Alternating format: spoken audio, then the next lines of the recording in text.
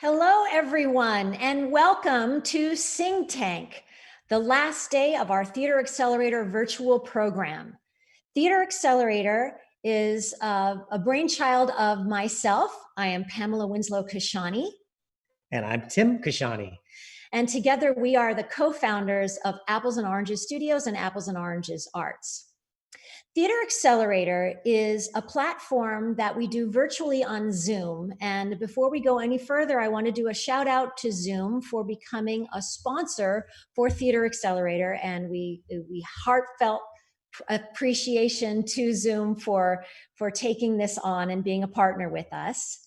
Through their virtual program, which is a platform to have virtual meetings, we do a 2-week accelerator program where we take the starving out of artists and we use Silicon Valley principles to help our teams become creative entrepreneurs. To see how we got here, we're going to step back in the time machine, and Pamela's going to take you through how we started off with Apples and Oranges Studios, our for-profit company, and moved into Apples and Oranges Arts, our nonprofit. We started working together formally about 15 years ago when Apples and Oranges was born, and we began as producers of the show, co-producers of the Broadway show Hair. And from there we moved on to Memphis, which won the Tony, which was thrilling for us. But we realized that that wasn't enough for us to just produce mainstream work. We wanted to really dig deep into new works. And so Bridge to Broadway was born, moving into the Apples and Oranges arts realm, where we created a mentoring educational program that used the High School of the Arts in Orange County and merged Broadway talent and created a system for us to cultivate new works. ShowBizU came out of that need to want to have an education element to what we were doing, and that has been going strong since 2011. Then we did American in Paris on Broadway, which took up a lot of our time. But even during that, we found time to cultivate Theater Accelerator, which is this 2-week program that we're doing now. Today, you will hear from our 9 creative teams that are in Class 8 of Theater Accelerator. One of the models that we've looked at along the development is how do we take this content and create it in a way that does not take 8 years to go down the traditional Broadway life cycle. We love Broadway.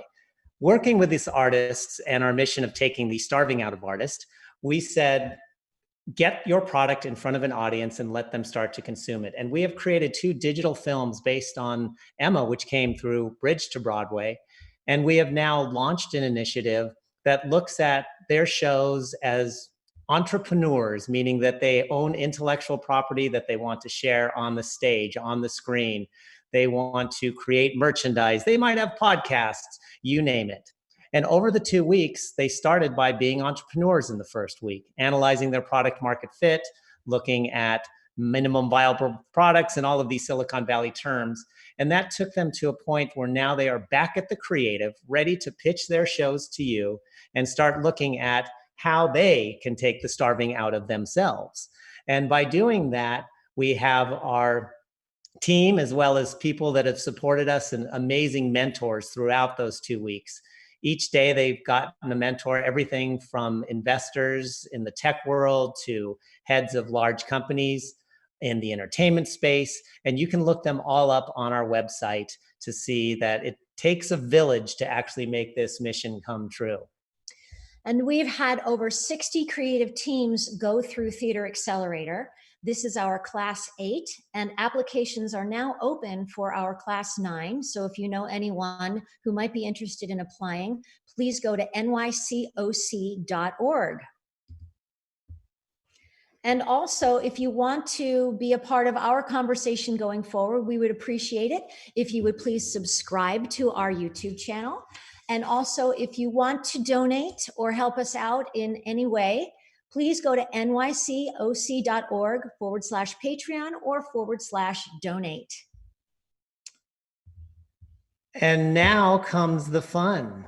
The first thing we want to do is share with you that we have 8 amazing judges, and we don't call them sharks because they are so friendly. The way the process will work, each of our shows will get 5 minutes to pitch. And at the end of their 5-minute pitch, then they will have 5 minutes of Q&A from the individual judges. After all of our teams have gone, then we will have one last round of questions to get to the nitty-gritty, and then we will be off into the judging time cycle where we present 1/9 team that's come through our 2 weeks. Each of our judges gets one virtual dollar. Thus, the stakes are incredibly high. But all of this is to say that what we're doing here is supporting, and the judging is very, very much a small part of it. In fact, the biggest part of it is just getting to hear from people who have not seen the shows yet, except for one of our colleagues, Frank Kavanaugh, who he comes in at the end of the first week and gets to give some guidance. And then he's the one that says, wow, you came a long way, or, what happened in the last week? But it's usually, wow, you came a long way. Let us introduce our wonderful judges without further ado. And our first judge is a dear friend and also a part of our Apples and Oranges team. She is the creator and founder of Fire Muse Productions, which is a consulting and investment firm that works in stage and in film. She's heavily into finding diverse stories, and inclusion is a big part of what she does. She's a member of the Broadway League and a Tony voter since 2011. We have Deborah Taylor Barrera. Next up, a friend that we met at the TED conference a few years back, and that's Alyssa Cohen. Alyssa Cohen, the startup coach, and she helps startups, founders. Okay, we need to mute. If you are not speaking, one thing, everybody please mute. We will run a test again. The echo is gone. I'm going to start over. That way we can hear Alyssa Cohen, our startup coach, investor, and as I mentioned, good friend from the TED conference. She helps founders mature into world-class CEOs for over 20 years. She started at the age of 2. Many companies, including Etsy, Foursquare, Venmo, Innovision, Tory Burch, Mark Weldon, and The Wirecutter. As an executive coach for Runway, the incubator at the Cornell NYC Tech that helps postdocs and commercialize their technology and build companies. She's also a Broadway investor and is looking at shows with 2 Tony Awards. Next up, we have Cindy Convery. Cindy is an entrepreneur and activist, also a director. She wears many, many hats. She was a director of ABC TV San Francisco and is one of the first few women who have been a Directors Guild assistant director. And she's done many feature films, and her own production company, Foothill Productions, has produced over 1,000 movie trailers for Disney, Warner Brothers, Fox, Paramount, Lionsgate, etc. And she's a proud member of the Choctaw Nation. So welcome, Cindy. Yes, we do a lot of virtual hand waves. It's kind of like jazz hands. An alumni judge, Robert Diamond, who is a tech entrepreneur as well as media guru and CEO, founder, editor-in-chief of Broadway World, which big shout out because we're also live on Broadway World today. Robert began, as many of us, caught into a crazy story of how he got into this industry. And if you ever get a chance, you want to corner him and ask him to tell that story about what got him where he is today. It's a little Easter egg for all of you. They're Broadway World. They cover over 130 markets around the world. And welcome back to our alumni, Robert. And next we have a dear old friend of ours. She's not old though, we're the old ones. This is Galen Hooks. Galen, you may know by seeing her incredible work on YouTube. She has over 200 million views across social platforms of her dance, her choreography, and her directing. She is an MTV VMA nominated choreographer and has produced on America's Got Talent and The Voice, and did choreography for Broadway revival of Dreamgirls. She is also a member of the League of Extraordinary Dancers and choreographer as well. So welcome, Galen Hooks. Next up, another alumni judge who's been with us for every one of our theater accelerators. I mentioned him earlier. That is Frank Kavanaugh. Frank and I went to college back together and we studied computer science, which leads perfectly to today. Frank is an innovator as well as an entrepreneur, has taken many a company on the track to development as well as going public. And now he specializes in helping companies get back on track when they've veered off from where they need to go. But more importantly, he is very good at cutting to the chase and getting to help these companies where they need to get to, including our shows. And Frank, we welcome you again to class number 8. Our next judge is a veteran. He's been a judge for us many times. All 8. Impressive. And he is just down the street from us. So if we shouted loud enough, we could probably have this conversation together. Jonathan Ledden is, for 10 years, over the last 10 years, was the Chief Operating Officer of Citadel Global Equities. And way before that, starting his career, it was in the arts as a stage manager, where he met his lovely wife, Krista Ledden. And together, they have taken their incredible creative and entrepreneurial skills to help the Orlando Ballet. And as of late, they have revived the Orlando Ballet to become a thriving organization that is making profits and filling houses. And we're so happy to have you here, Jonathan Ledden. And last but certainly not least, we have Laura Wagner, another first-time judge. As Laura, a producer of feature films, documentaries, theater, and films that have premiered at some of the top-tier film festivals, including Sundance. She's also creative producing fellowship at the lab there and has produced content for Patagonia and Intel, among other corporate-type companies.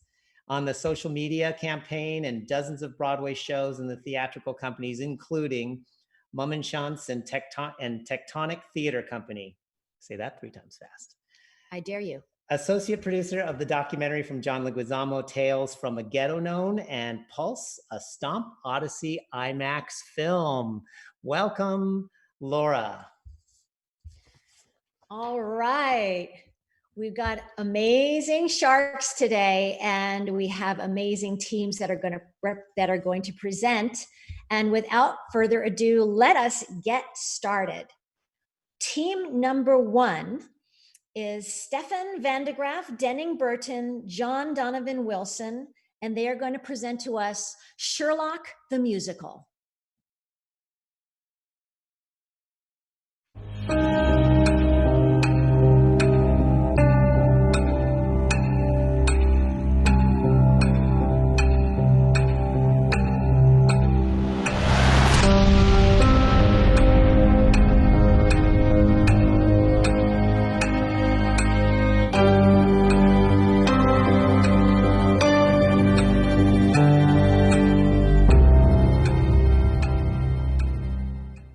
The year is 1904.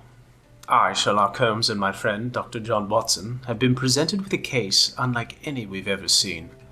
Here's what we know. Last week, on a misty London morning, a carriage was en route carrying an influential German ambassador to the London embassy. But when it arrived, the carriage was empty, its passenger vanished. With political tensions at their breaking point and rumors of war bristling through the city, it's up to us to solve the case. The game is on. Driven by a relentlessly entertaining script and contemporary score, Sherlock the Musical chases after history's most iconic duo as they stow aboard trains, infiltrate Scotland Yard, and attempt to save a terrified London from the sinister designs of Sherlock's most notorious enemy. But time is ticking, and when times are darkest, Holmes and Watson will discover that the key to their success is also what matters most. Sherlock the Musical is an aesthetically dark show with a warm emotional heart. It is a story of friendship and sacrifice, calling out to a world that is growing increasingly lonely. The score of Sherlock the Musical was carefully designed to combine the rhythms and melodies of pop music with the historical setting familiar to Sherlock Holmes. Streets of London, nothing from Sherlock's eyes. This darkening plot is not what you thought, so are you watching close enough? Think you'll miss this minute. musically, it's built on the trends of the most popular shows on Broadway today. We've got dreams and they're gonna find us underground in our soul. That's what defines us. You could discover a world hiding underneath, but they only see what's on the surface. Whether heard in a panic-driven ensemble number, Terror in London. Have you read the news? I was there. Something is coming. Sherlock stopped the bomb. But in the end, If it happened once, could it happen again? fear on our streets. or in the heartfelt vulnerability of the protagonist, this show is something for everyone. Step back into the shadow. Some don't need to stand in the light. Alongside the witty writing and powerful score of Sherlock the Musical, the general zeitgeist around one of literary history's most beloved characters opens a window for both artistic and financial opportunity. Even today, Sherlock Holmes-related keywords are searched over an average of 300,000 times per month. Over $500 million in international box office ticket sales demonstrates a strong global appeal for all things Sherlock, and the ongoing spikes around the release of all forms of Sherlock content reveals that hundreds of millions of loyal fans all have one thing in common. They want more. Our primary goal is to find a passionate creative producer who can provide support and mentorship as we bring Sherlock the Musical to fans worldwide. Beginning in January, we're launching our campaign to build a community of Sherlock superfans across all social platforms, all while developing the show through stage readings, workshops, and a regional showing. For Sherlock the Musical, the game is on. Are you in? Add to it the genius. And the meanness. Humility is meaningless. You gotta see this. Streets of London are nothing from Sherlock's eyes. This darkening plot is not what you thought, so are you watching close enough? Think you'll miss this mystery unwind. You won't be outdone. Sherlock Holmes always one step ahead of them. There's only one you can't outrun. In the streets of London, are you watching close enough?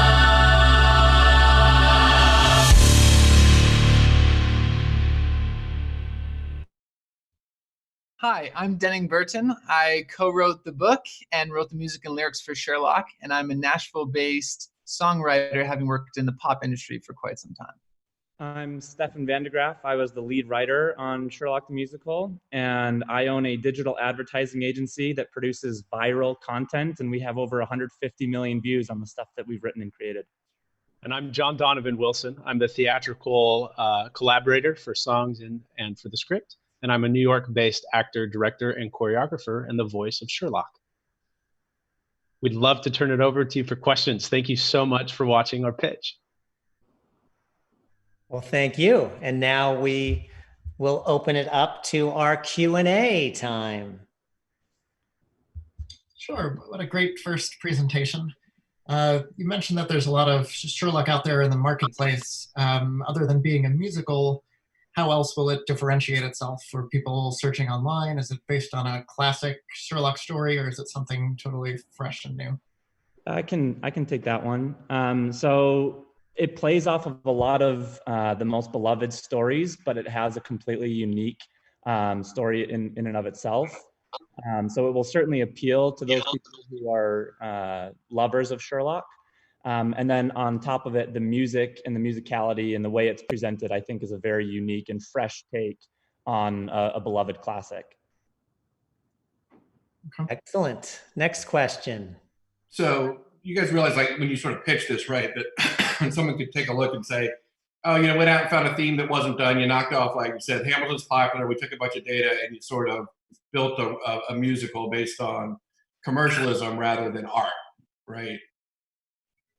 Well, so I love that, and I think it was great. And I like the data, and I like the way that you guys put it together and the way you presented it. So, you know, I am the token 1%er finance guy, and I thought it was a great presentation. So good job. Thank you. I thought it was a great presentation, guys.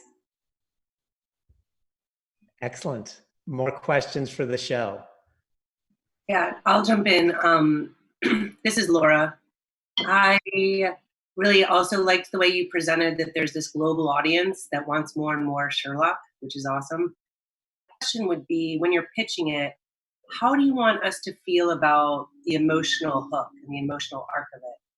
What do you want your audience to leave feeling? Because you did a great job of presenting the beginning of the story where these guys get this letter and they have to solve this mystery, but where's it going to go? Where's it going to take us emotionally is what I'm wondering. So you want to take that, Denny? Sure. Yeah. That's a great question. Thank you, Laura. I think one of the things that we would just want to convey is the adventure of Sherlock Holmes. I grew up reading all of the novels, and you love the pursuit of the case, right? And I think that came across. And then there's an emotional component, that brotherly love between John Watson and Sherlock that is really highlighted. And we have songs that focus on that, and it's hard to showcase it in 5 minutes, but that is really the heart of the show. It revolves around those two characters. And if I could add, it's sort of the second act takes a turn as things kind of hit the fan, and the story then dives deeply into this question of self-importance, where Watson has to make the decision whether he's willing to give up his own pride and feelings of importance in order to help the situation and sacrifice for Sherlock. So it ends up being sort of a brother on brother sacrifice for the greater good than we really dig into in the second act. For the rest of it, you have to see the show. Exactly. And we have time for one more question. I have a question. Yes, Deborah. Can you speak a little bit about the expectation that you have for your initial investors to either enhance your workshops or whatever the development track is that you end up on? Do you have any sense of that you would like to share with us? We would love to. Go ahead. Oh yeah. So we would, as Johnny pointed out, we'd like to start with a reading, and in terms of a dollar amount, we're looking for a $30,000 investment to help us to put on the reading. And one thing that is really important to us on that note is we care a lot about somebody who's passionate about Sherlock and the zeitgeist in general, beyond just the financial investment. We want somebody to enjoy this ride with us. But that is certainly the first step that we'll be looking to take. And then beyond that, Great, thank you. It was a great presentation, by the way, guys. Excellent, well done. Thank you. Thank you very much. Thank you. All right, that was a strong start, and thanks to all three of you presenters. We're moving on to our next presenter, our second project. We have Andrew Lum. He's going to tell us all about Game Development, the musical. Can you guys see my screen? Looks like you can. Okay. So hi, I'm Andrew Lum, and this is Game Development, the musical. So a little bit about me. I actually am a game developer. I'm currently the director of gaming at the Pokemon Company International. Before that, I ran my own game company for many years. We sold millions of copies of our games. But I want to tell you about a time even before that when I worked at a company called Handheld Games. And we made kids licensed titles that people call shovelware. In fact, one of the games was so bad, it actually became an internet meme. And working at this company was one of the best and worst times of my life. We had a lot of fun. There were Nerf wars, maple syrup drinking contests, but there was a lot of overtime. We had some really challenging bosses, and it led me to write a musical about it. 1 minute, people, let's go! Hundreds of thousands of lines of code, I feel like my head is about to explode. This is the pits,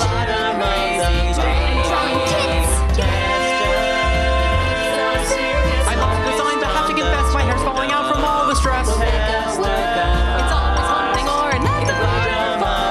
Give me a break, I'm not your mother. So as you can see, Game Development, the musical is an ensemble show. So let me introduce you to the cast of the show.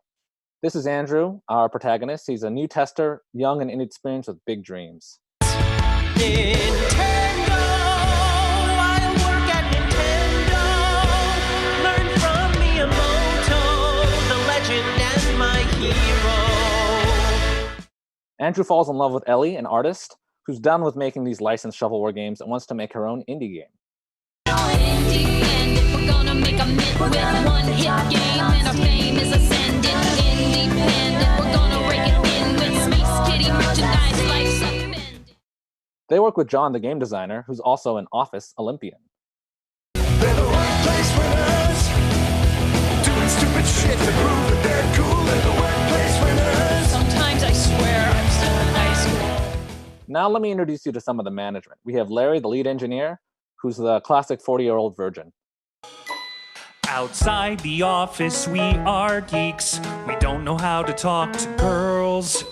But in the office, we are gods. So things change for Larry when he saves Leah's life when she almost chokes to death in an animal cracker eating contest. And then Leah is suddenly chasing Larry really hard. Give me a kiss, make my heart ignite. Give me a kiss, keep me warm at night. Give me a kiss to let me know that I'm your girl. Throughout all of this, they're still trying to ship a game and not go out of business. And through that process, Dick, the CEO from the publisher, actually buys the company. Future games will make me a lot of money. I'll steal their tech and then I'll close the company.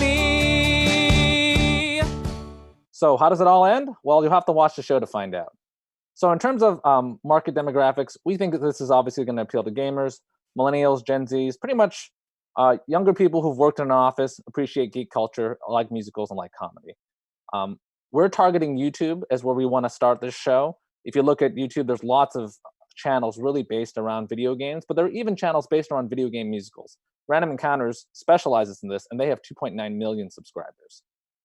So our plan is to create a show on YouTube, a web series, and then hopefully long-term bring this series to Netflix or Hulu or one of the other SVODs. And while I know this sounds crazy, it's actually been done before. Felicia Day's done it with The Guild. Freddie Wong has done it with Video Game High. And we've seen Rachel Bloom's success, which was huge, but it did start on YouTube. So our 2020 plans are to build the season 1 of this web series, do a digital album release, and to build our social following. And so a little bit more about myself. I've actually done short films before. This isn't my first short film series. I was a finalist for a Nintendo series, as well as I've done a bunch of film races, several of which we won Best Film for. So what we're looking for today is a producer mentor to help with money, but really also the resources and the guidance to build a show that really can start as a web series, but also grow to be a bigger show long term. And we hope that you guys can help us to make Game Development the Musical a reality. Games are serious, deleterious. Games are serious, work with delirious. Games are serious work. And with that, I will open it up to questions. Thanks very much for your time. Andrew, can you hear me? I can. It's Cindy. I think it's hilarious, and I wondered if you're aware of Quibi. Have you thought of taking it to Jeffrey Katzenberg?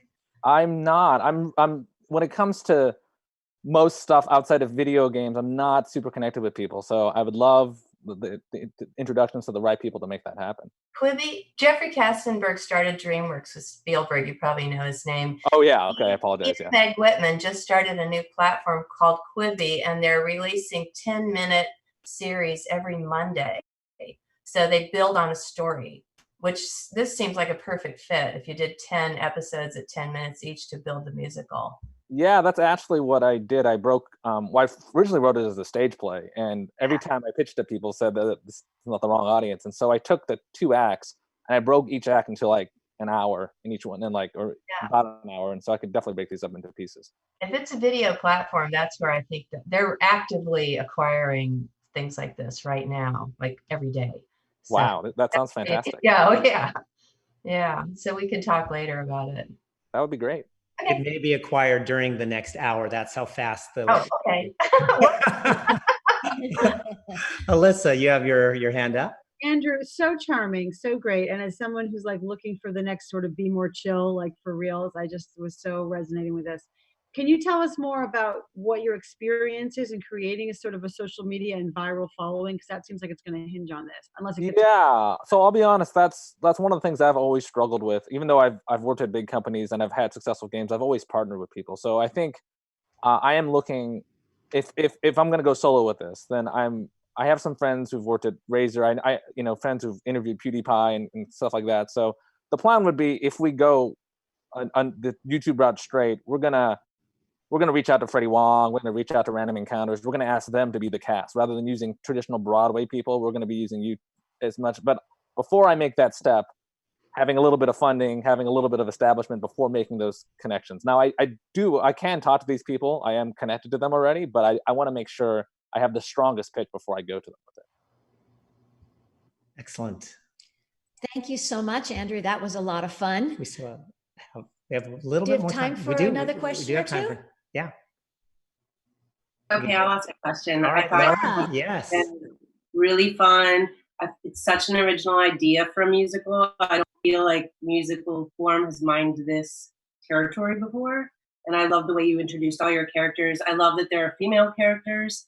My question was just about your ask. You're looking for a producer / mentor, and then it said 50,000 under that. Does that mean you're looking for that producer mentor to put in 50,000, or are you looking for that person to help you raise your seed money? It could be either way. I mean, I definitely feel like, again, I've got a lot to learn about being on YouTube or being on these platforms. So if there's someone who can just do that, that's fantastic. Obviously, we also do need funding to make it a reality. That opening number that I threw together, I think I did for like $1,000, but that's also because everybody volunteered their time, right? And I actually paid everybody, that would have gotten pretty expensive pretty quick. Good, excellent, really fun idea. All right, and for all of you that are watching us live right now on the stream, right below you is that subscribe button, because not only are you getting to see this great stuff, we have songs from the different companies on our YouTube channel as well. Well, thank you very much, Andrew. Over to you, Pamela. All right. Team number 3 is up. We're going to have Gary Jaffe and Brandon Lambert show us their show at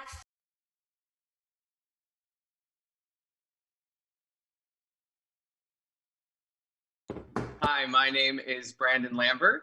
And I'm Gary Jaffe. And this is our musical comedy, At First Sight. At First Sight is a funny, affectionate new musical about finding love at any age. It's about an elderly divorcee and her chronically single granddaughter who go from playing board games to playing matchmaker for each other.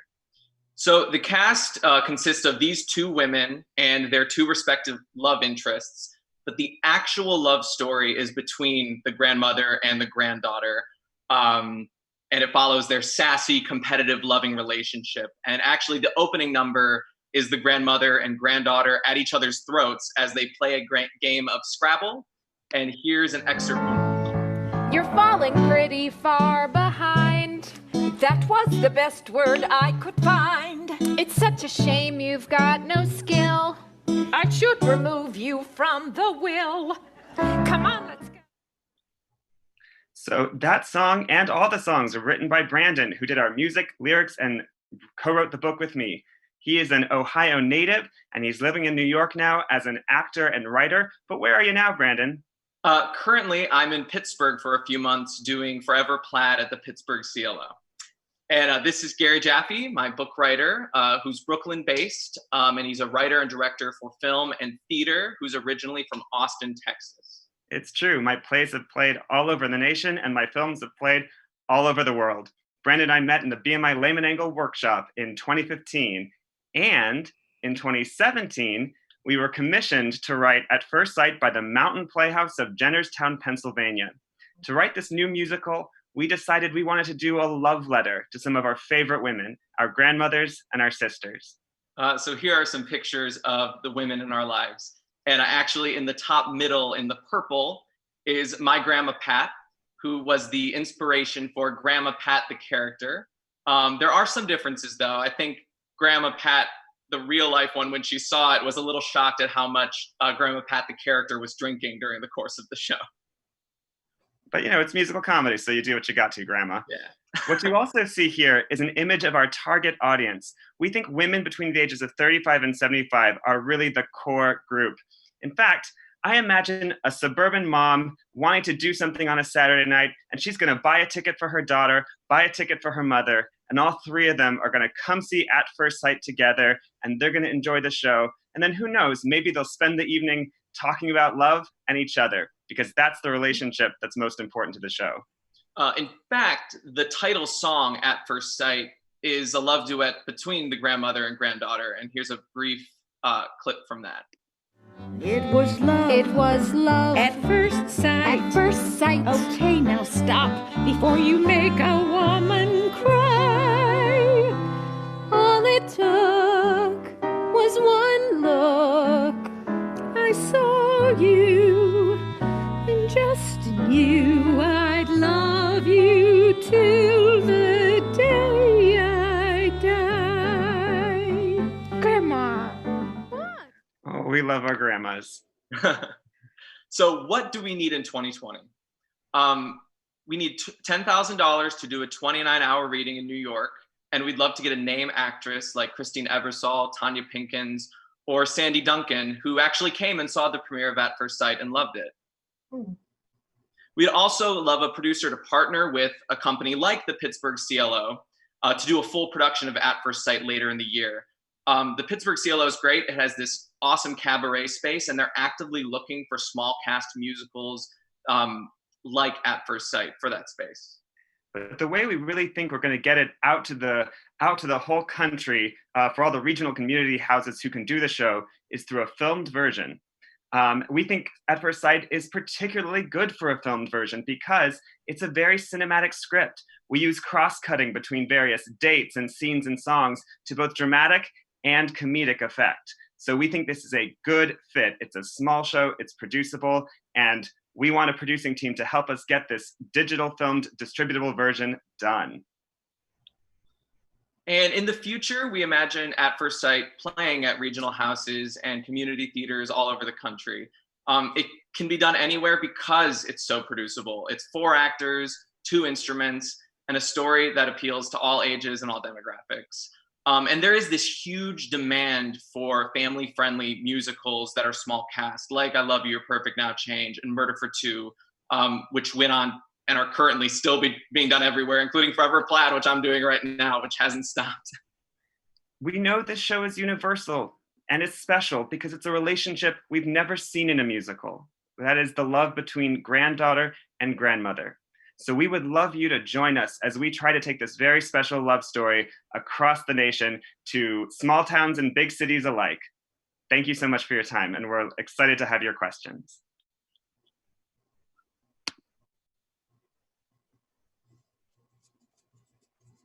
Now you can breathe. Questions. So you mentioned the premiere production. What did you learn from that as far as audience feedback is concerned, and how have you worked that into evolving the show forward? That's a great question. Well, for one thing, we learned that when you target your show to a particular audience, they tend to respond. And we knew a lot about the community of Jennerstown. This is it tends to skew older, and there are certain types of humor that they really like and certain types that they don't. When we played those humor buttons, they reacted. We also learned that our second act needed to be tightened and made more real and human, which is what Brandon and I love writing. We write real stories, real people, and real good music. So that's what we're working on now as we take the feedback we got from that first production. Got it. Yes. Galen. Can you explain more what you're looking for scale-wise and distribution-wise for the film version? Yeah. So we're following the Apples and Oranges model, which now Apples and Oranges budgets $500,000 for a filmed distribution model. We could vary that depending on what our scale is, and it's only 4 people, so it's not huge. The idea being, though, that somewhere between that $100,000 and $500,000 is a lot cheaper than an off-Broadway run and potentially has so much more exposure. So that's what we're looking for financially. And you want to just distribute that digitally? Is it going on YouTube? It could go on Amazon, it could go on YouTube, it could go on whatever made sense to our producing partners as to who's going to get to our target audience. Our target audience might use Facebook more than they use, any of the other distribution platforms. But that's something that we would want to discuss with the team, especially if the team were more connected to those community theaters and regional theaters and know what they're looking out for. Great questions. Another. I might have missed this, but you said that you're looking at a 35 to 70-year-old female demographic, which my screen's a little blurry, but neither of you guys look like 35 to 70-year-old females. And so how did you like sort of pick this theme? Is there, you talk about certain audience survey data, is there someone on your creative team? And when you talk about moving down the electronic channel and a marketplace that's less likely to consume musicals on a channel, that seems like a mismatch. It feels like you guys are really moving through anecdotal evidence rather than sort of hard data of demographic. There's a lot of questions there. So. Yeah, I don't know if I agree necessarily based on my grandparents and seeing how they consume media. I mean, they're getting pretty good at using their smartphones and everything, and I could see them, buying, renting it on Amazon or Netflix. I think something to add here is that the actual audience that is most valuable to us is the community theaters and regional theaters, because they're the ones who are going to produce it for those communities who are still attending theaters. In some ways, we want to use the film model to get to the theater model who will do the play. Okay. The off-Broadway method of getting attention out is breaking. It used to be that you put an off-Broadway show and then that got the attention on the short list, so on and so forth. We are inspired by Apples and Oranges model of reinventing that wheel. And we think that we can do that with this film distribution model. So somewhere in, Topeka, Kansas can watch the online thing, say, hey, we want to do that show. And then they'll do it with their 4 great actors. And then the show will keep going. Great, got it. All right, that's it. Excellent questions. An excellent presentation. We're moving on to our next amazing presentation. We have Sam Janitis, Tony Gonzalez, Frank Cayetti, and Joy Regagliano with Supportive White Parents. Hi, I'm Joy. That's Sam. Hi. That's Tony. Hi, I'm Frank. And we are Team Supportive White Parents, and we are so excited to talk to you about our show.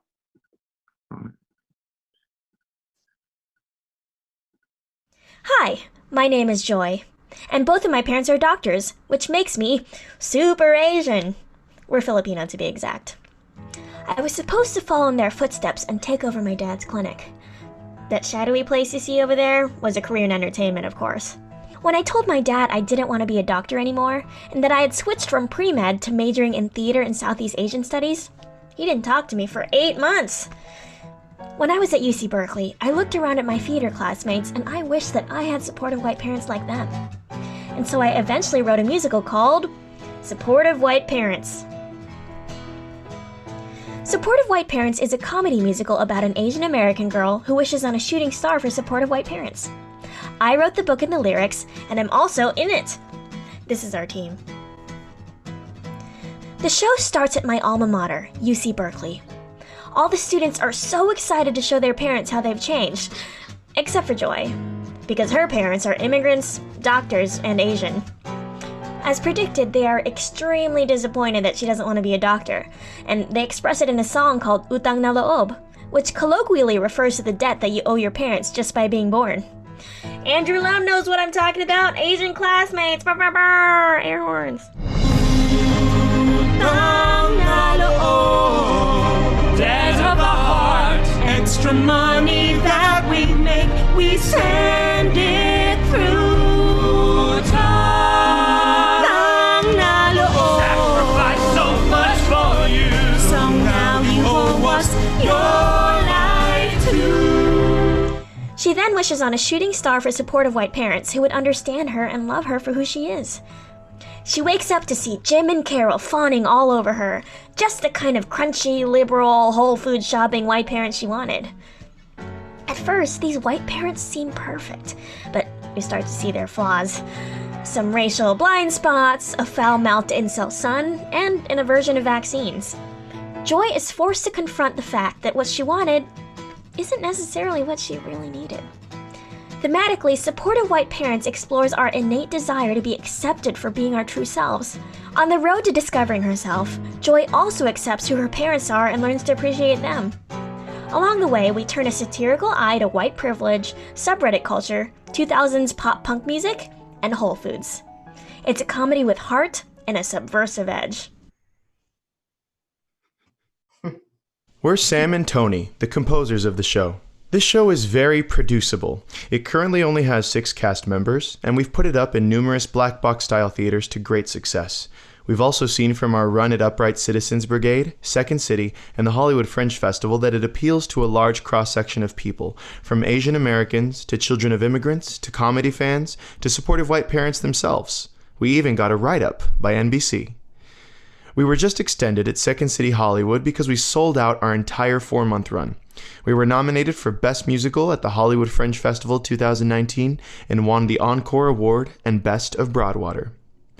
Even at this stage of development with small-scale production value, we've garnered industry interest and are fielding various offers from major streaming platforms and theater producers.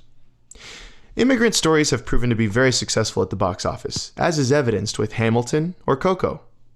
Not to mention, specific representation of Asian Americans has been a smash success. Dollar dollar bills! Dollar dollar bills! Asian Americans have been historically underrepresented in TV, film, and stage. Look, I'm allowed to say this because I'm Asian, but a lot of us have money! There's huge growth potential here, considering there are not many Asian American musicals to begin with, and those that do exist are largely dramatic and historical. We don't have our Book of Mormon yet. We don't have our contemporary hit musical. And Asian Americans love to laugh just as...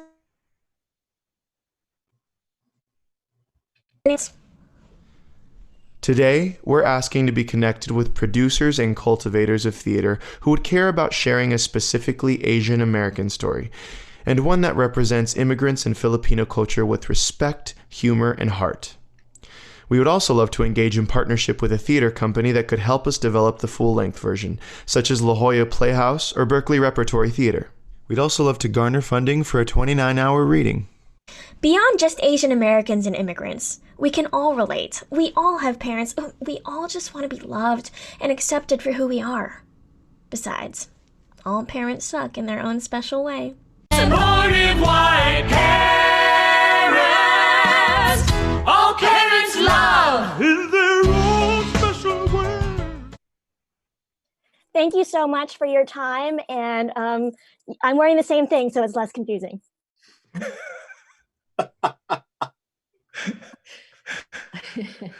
Well, I must say, Joy, from last Friday till now, your team came a very long way. Congratulations on that. Okay, question. Everybody's still laughing.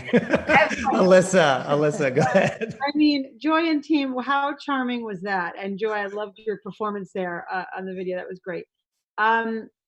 I guess I'm a little confused. You say it's been produced, but you still need to finish it. So can you be more specific about the state it's in? Yeah, so we started as a half-hour show because at UCB, that's what the length it needs to be put up. And I took a class on how to write a half-hour show. So it started as 30 minutes. And then we kind of went through like UCB, Second City, and Hollywood Fringe Festival. And then Second City was like, oh, would you like to put up an hour version? So then we pulled together another half-hour of material in just a few weeks. And then we put it up, and now it's an hour. And so now we would love for it to like be 90-minute, a full-length 2-act musical. And yeah, that's the state it's in. Great. Next question. So well, yes, you did amazing job. I'm Asian. I love it. It's hilarious. I laughed out loud when I read just the log line of the synopsis. It's hilarious, and I know everybody that I know would love watching it too. So what do you already know story wise? What that extra extension of the length would entail?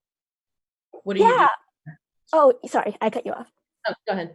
Oh yeah, we definitely have been brainstorming, and we have some ideas. I think it might be fun. Right now, it doesn't have a second act adventure, like kind of the event that it's building towards. So for like Spelling Bee, it would be the Spelling Bee, or like in Waitress, it would be like the baby being born and the cook-off. So like maybe like me inviting everyone to might come see me in our town. In real life, I was in our town at UC Berkeley. So like trying to get everyone back, all my parents, the white parents and my Asian parents in the same building at the same time, because, you know, the logic of the show, the shooting stars coming over that at the same time, and everyone has to make a sacrifice, and, you know, something like that. And then just, yeah, I think there's more room to expand with the characters and give everyone an arc, because right now it's only an hour, so only a few people have an arc. Good. Joy, I have a question. Joy, can you tell me about the love story? You know, there's a love story in every story, and what's the love story here? That's a great question. I think, yeah, I mean, I guess right now there's like a platonic love story with the parents, but as far as a romantic one, I think in the expansion, it might be fun if like I had an Asian boyfriend in my old life, and then I find a white boyfriend. And we've also talked about having little B stories of like, we think the white parents might be secretly super kinky, so they could have like a fun little song there. Yeah. Another thing is ultimately the love story is really about acceptance and loving yourself for who you are and your parents for who they are. So it is not necessarily romantic love, but it is a very important familial love. Yes, thumbs up. All right, that was super fun. We're going to our fifth team now. We are going to turn it over to Matthew Green and Kira Stone with their musical Karimi.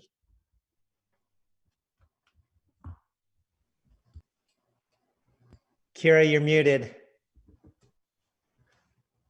Thank you. Hello, my name is Kira Stone, and I am a composer and lyricist. And hi, my name is Matthew Green, and I am a playwright and librettist. And today we're really excited to talk to you about our new musical, Karimi. Here is a chorus of one of the opening numbers of the show. When the day's wrapped up and tied with a ribbon, I leave a little worse for wear, and then I shuffle home. I file it all away. Every word they say is saved, and every day it starts to look the same. So Karimi tells the story of Jamie, who's a young professional therapist. He takes on a new and challenging patient named Adam. Adam is a troubled teenager who stirs up painful memories for Jamie. As Jamie is struggling in his work, in his role as a new father, and in his own efforts to deal with his past trauma. Jamie does his best to help those around him, but ultimately he realizes that in order to take care of Adam and the others, he first has to take care of himself. Karimi features an acoustic-based contemporary pop rock score that lives in the universe of Next to Normal and Dear Evan Hansen. I composed the score start to finish on my Martin guitar, my baby, mere weeks after I gave birth to my actual baby, who's my daughter, and she's now a very talkative, scarily smart 2-year-old who woke me up this morning at 4 a.m. Having a blast. And I personally dove into this project shortly after becoming a foster father to a teenage son of my own, and really sharing in our protagonist Jamie's desire to help others, along with sort of the missteps and failures that he has along the way. The piece we wrote as a result is deeply personal to both of us, and a human story of growth, of struggle, and ultimately of hope. And with that in mind, Karimi has enormous potential to connect to a wider audience. So already anecdotal responses from early table reads that we've had indicate that Jamie's journey resonates really deeply with young adults and parents, and that Adam's story really touches younger audience members, and that the score and structure connect with fans of traditional and contemporary musical theater alike.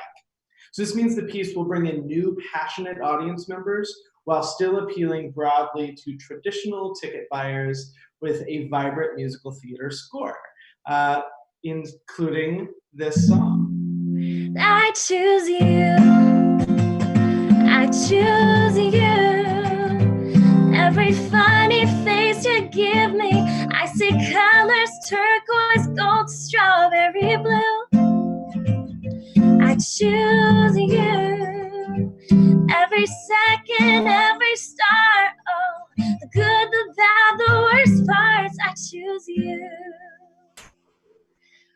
For investors and producers, this is an extremely exciting time to join Team Karimi because all of the awesomeness is ahead of us. An article in Playbill recently highlighted the trend of putting mental health issues center stage in Broadway musicals and the incredible audience response to these powerful stories. Yeah, two recent examples of this phenomenon are Next to Normal and Dear Evan Hansen, which recouped their investments within their first year on Broadway and continued turning profits throughout their runs and national tours. Karimi is poised to follow this trend with a new and unique perspective on these powerful themes. We know that audiences are hungry to see shows that deal with mental health, have a pop-infused theatrical score, that are contemporary, and that showcase vulnerability on stage. And for more good news, we already know what our next step is because Karimi has been selected as the only musical to be workshopped through the Live Read at SDA program at USC coming up in February 2020. So this program has a really fantastic track record for preparing shows for commercial production, including the show Emoji Land, which started there and is opening next month in a major off-Broadway production at the Duke. From Live Read, we're going to work together as a team to refine our material and put together a 29-hour reading and industry presentation in New York City next summer to present this piece to commercial producers and regional theaters. We are currently in talks with a fantastic female director who we're totally willing to tell you more about if you decide to work on this project with us, but for privacy reasons, we just want to keep the name hush-hush right now. And she is possibly going to direct this reading that we're having. We're having a meeting with her in January in a couple weeks to hash out all the details. Yeah, this director was actually our artistic matchmaker. She introduced me and Kira to work on Karimi in the first place. So she's shown continued interest in the project. It's been great having a Broadway director in our orbit who's interested in working on this with us. And we're enthusiastic about the possibility of adding her to Team Karimi, joining me, Kira, and you. So today, we're asking for a committed investment of $10,000 for next summer's 29-hour reading in New York City to continue developing this unique and powerful musical. And speaking of which, Kira, do you want to play us out? Hell yeah. I can see it now. Well, pack up your old Subaru, let the gas pedal kiss the ground. I can see us a million miles away from the life we have today. Let's go. Let's go.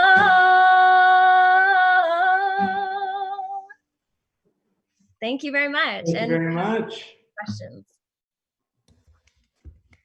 I thought that was a great presentation. Thank you both for putting yourselves out there and sharing with us about you and who you are, and also giving us some really clear paths to what the show is going, what the show wants, what the investment is like, and what the investor can look forward to in terms of the data that you provided with the success of Dear Evan Hansen and Next to Normal. That was great.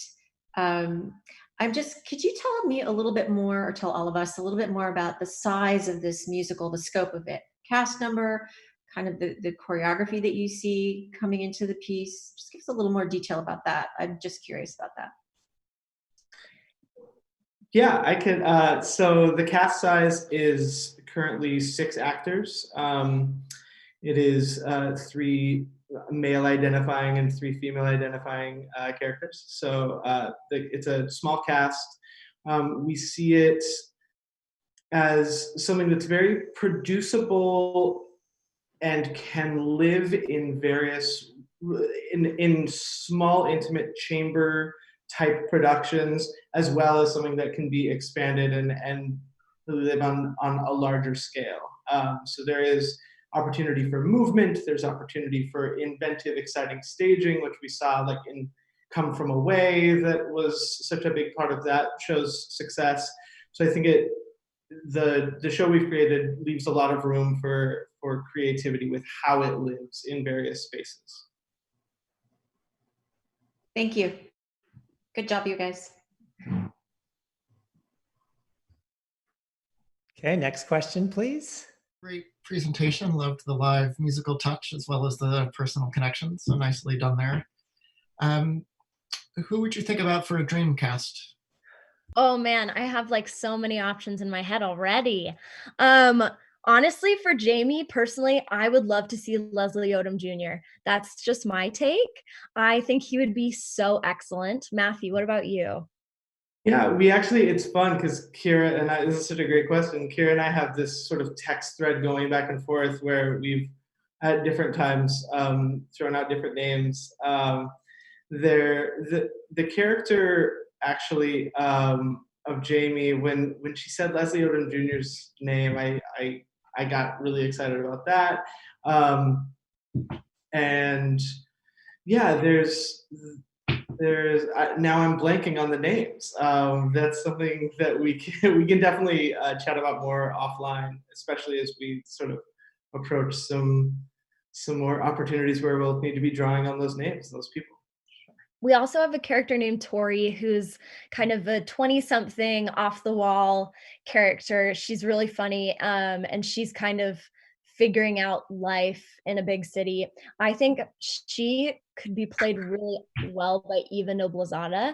She was in Hadestown, as you were to see. She's excellent. Her vocals are insane. She's so talented. I'm tempted to ask what the director's name rhymes with, but I won't, so we'll ask you that one later. Okay. Okay, we have time for one more question.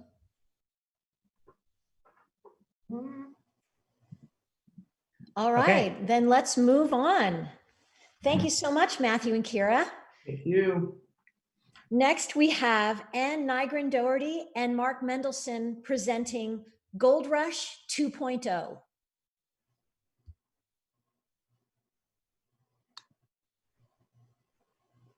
Hustle, the silicon grind, the silicon con can blow your mind. Innovation is the muscle of the silicon grind. The silicon con will blow your mind. I'm Mark Mendelson. I'm Ann Nygren Doherty. We hope to blow your mind with Goldrush 2.0, a 4-person musical comedy with a hip electronic score that uses disarming humor to explore deceptively deep issues of the heart and allows audiences to laugh at how technology is changing the world. In it, 22-year-old dropout Ashley lies her way into a job at Borneo, a travel app startup. She's desperate to pay off her college debt and care for the sick mom who raised her alone.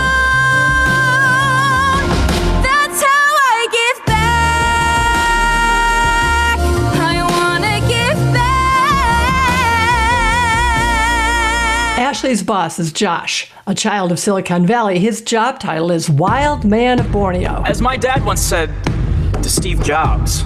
Your dad knew Steve Jobs? Don't ask.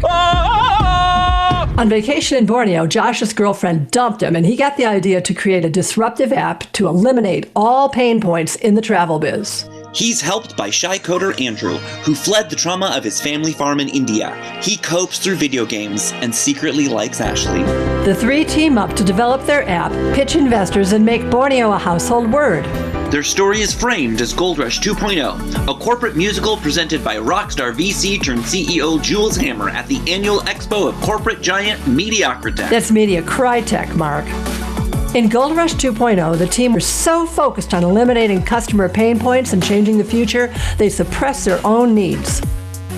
After some success, Borneo implodes, splitting up the team and throwing Josh into emotional collapse. He realizes he created a travel app to avoid taking a painful inner journey after the loss of his father and first love. I'm human, and being human isn't easy. CEO Jules Hammer, pained by a terrible singing voice, is so impressed by the team that when he takes over Mediacritech, he reunites them to launch an app that teaches him to sing and makes pain shareable by turning emotion to song. Hi, I'm Ann. Goldrush 2.0 was inspired by my unique family life in the Bay Area. My husband left film production for tech startups and then spent 20 years in tech research. This is the prototype for what would become Google Street View. He and 2 coworkers built it with their own hands. And me, like Ashley, my mother became seriously ill when I was 14, and that hardwired me into being a person who would strive to eliminate pain. That's when I decided to become a theater artist and make my mission turn pain to beauty. Inventors take pain and they turn it into comfort and ease. And sometimes they even save lives. And there's great beauty in that. And that's why I wrote Goldrush 2.0. I'm Mark, a Bay Area composer and set designer. I seek to create shows that balance a reverence for the past with an eye on the future. The sound of Goldrush 2.0 blends modern pop, electronic, and dubstep in a youthful sound that reflects the caffeinated, upbeat, computer-driven world of our show. I love satire that has both a heart and a brain and is ultimately optimistic. As an award-winning set designer, I've brought to life over 100 musicals, giving me a unique perspective on visual storytelling.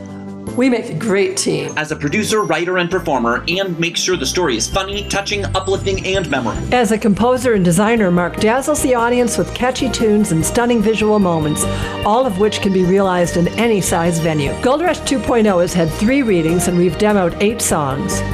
Because a story about bringing people together must be live, our dream is a Broadway caliber production incorporating the latest in performance capture technology. But we're open to any means of sharing our story with an audience. In 2020, we seek to grow an audience in advance of production by creating and releasing music videos on YouTube and SoundCloud, supported by Facebook and Instagram posts. Superfan Sam tops our list. She's a socially conscious computer support person who kicks back with girlfriends on the weekends. She relates to Ashley and is uplifted by our message. What would you do if you had $1 million? Well, not $1 million. Give me the exact dollar amount. I mean 800K. We're not asking for $1 million yet. But we are looking for a collaborative producing partner who shares our vision, who will help us develop our audience and think creatively about the future. To learn more, email us, and we'll provide you with a select link to our script, score, and our future growth plan. Come join our team of inventors. In the words of Jules Hammer, everyone has a song in their heart that's just bursting to get out.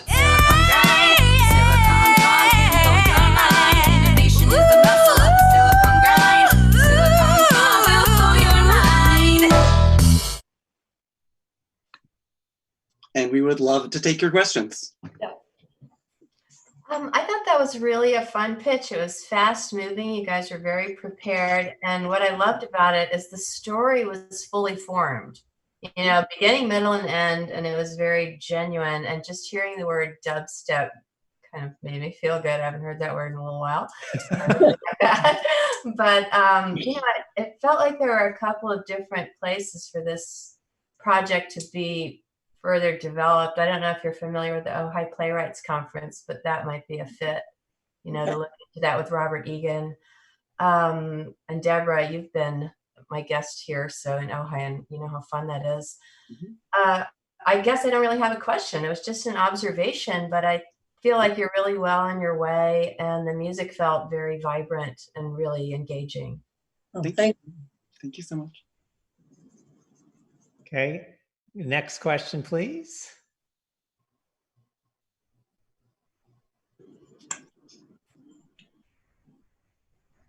All right, I guess we've got all the questions we need then.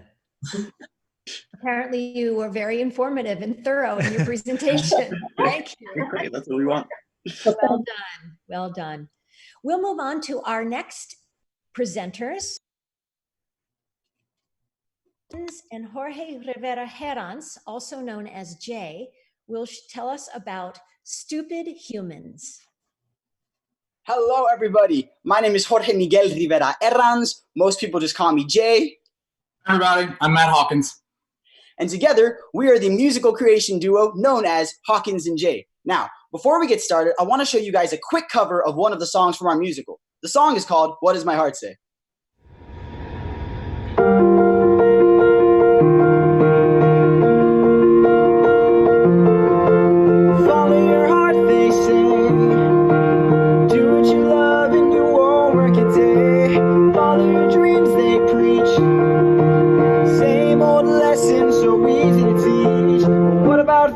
Who don't get a choice. Decisions made for us since we were little boys, spending our lives with a voice inside, thinking maybe I should try. I don't know, I'm unsure what my future's gonna be, but I'm know this. I can't stand around and let it pass by me. I am young, still got time. Should I stay and wait and see? Or should I change my life for me?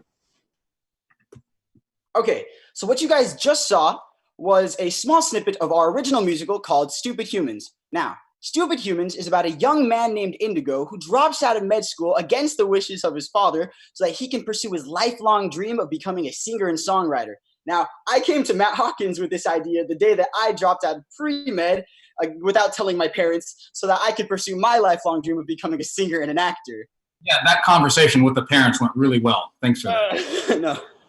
So then I took this idea and I took it to my faculty at University of Notre Dame and I said, hey, we've got the next Lin-Manuel Miranda here on campus. He's got a story to tell and we should tell it. And so then after I persuaded faculty, that's the word. I persuaded our faculty. The following year, we produced this new musical as part of our main stage season. Now, before we continue, I want to show you guys a quick clip from our production of Stupid Humans. This is the opening number, and it's basically our main character, Indigo, showing you how he really feels about his life in medicine. There he is, the prodigy of cardiology. That never gets old. Oh, you'd be surprised.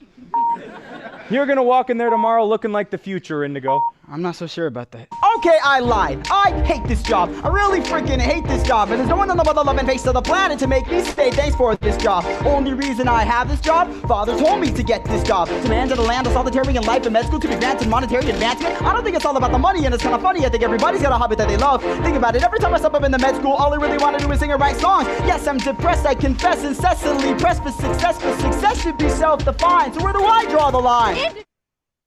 So all of our performances at Notre Dame sold out. We actually had to add an extra performance. And when we did, and we put the tickets on sale, they sold out in less than 1 minute. 34 seconds. Yes, 34 seconds to be exact. Thank you, Jay. So the reason why this musical was so popular on campus and it's going to make a huge difference is because it does not show the next generation being cynics or complainers. It actually shows them being full of joy and having hope and full of optimism. And right now in this world, the way it is, seeing this show gives me hope that I think we're gonna be just fine. So also right now, before we let you go, we have 2 announcements right here live. One, we just received a very substantial creative research grant from the University of Notre Dame. And this is going to allow us to take our musical to the next level and continue to develop it. Part of that is we're going to have in Chicago, August 2020, a huge staged reading presentation. We'll get you all the details. You're all invited. Well, maybe not everybody at home. Well, yeah, sure. Yeah, sure. Everybody, we're going to do that in August.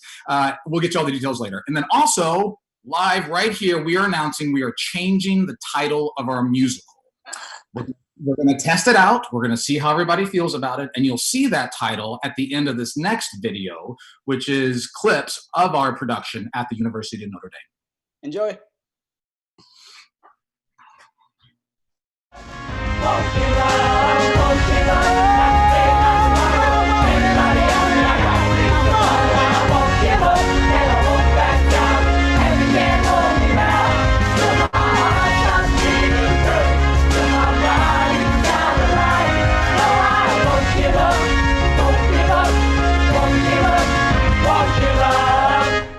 I'm out.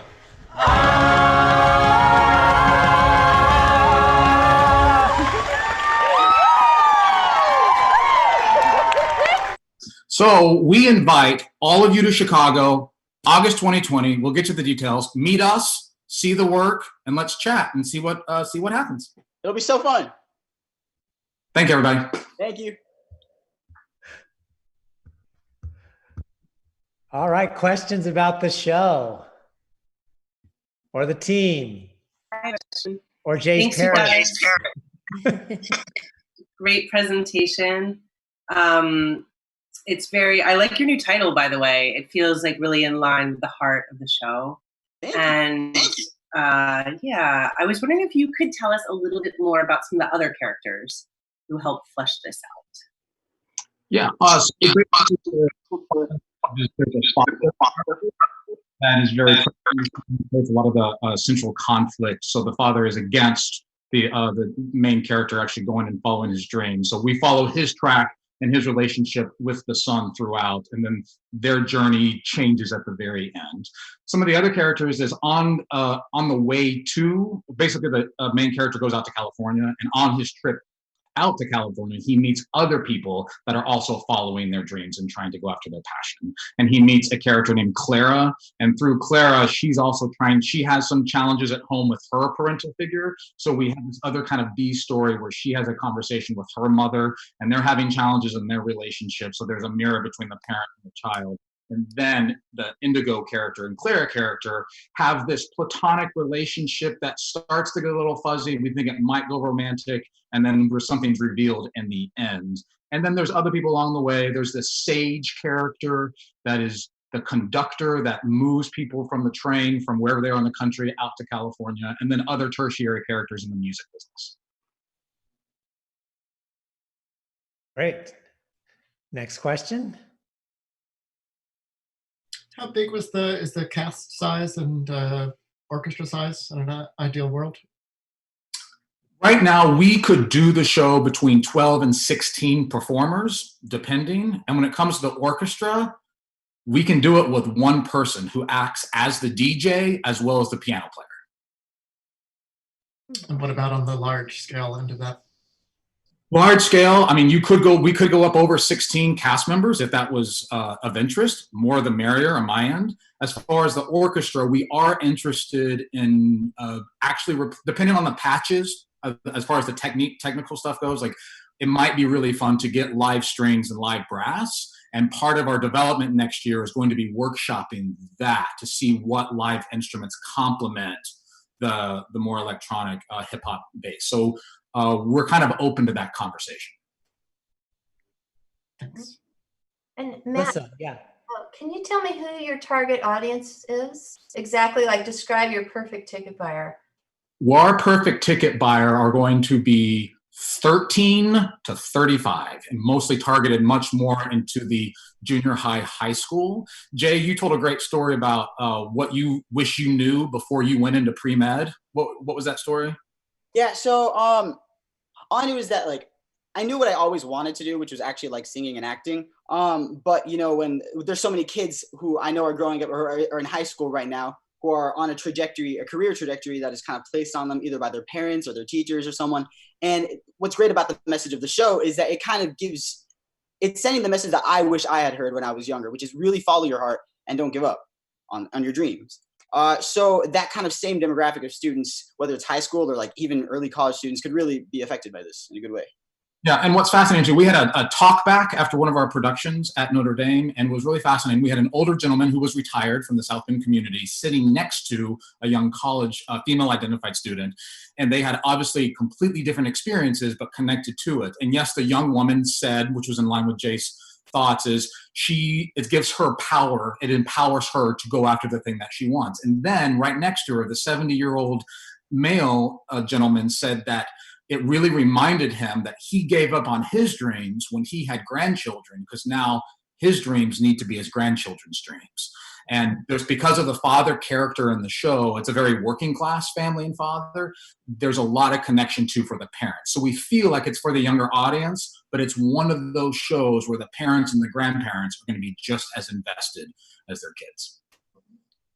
Alyssa, you had a question? Yeah, I feel like now I have two questions, but the first question is first of all, that was terrific. And that rap number that you showed us was so compelling and like so amazing. Can you tell us more, just to tell us more about the musical style, kind of bigger picture? Are all the numbers like that? The last one seemed quite different. Maybe describe that a little bit more.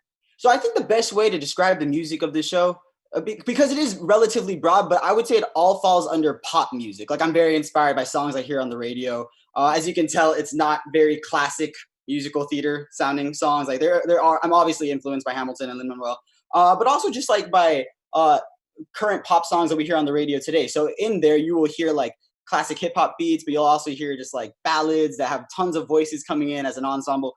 So yeah, I would say the best way to categorize it would be a pop musical. Right. All right. Can I ask my second question? Is there not Sure, time? go ahead. You go for it. Because when I think it was Cindy asked you about the target market, I was a little concerned maybe because those younger folks aren't the ones who are really buying the tickets. But then I feel like you sort of expanded, Matt, you sort of expanded it out, and that's good. But when you think about marketing it to those different ages, they may enjoy it in the theater. That 7-year-old may enjoy it in the theater. But is that 7-year-old going to be able to come? Is he going to know it's for him? I think that's a great question. I think we should take that and see how we can infuse that into some of the marketing. So thank you for that. Mm-hmm. Yeah, 13 to 35-year-olds don't tend to have the money, for the ticket buy.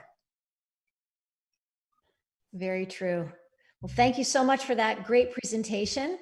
And we have, last but not least, our last presenter with his show, Con the Musical. Please meet Brent Black.